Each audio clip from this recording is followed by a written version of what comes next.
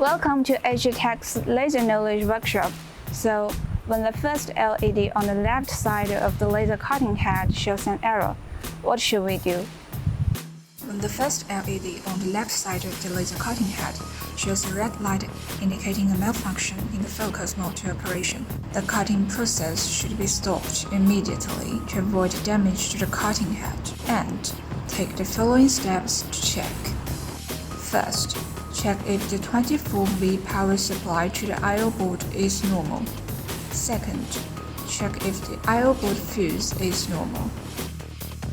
Third, check whether the 19-core cable interface pins from the I/O board to the cutting head are burnt black. Fourth, check whether the return parameter signal at pin A7 of the I/O board is continuously high. Fifth, check if there is any noise when cutting head returns to the parameter.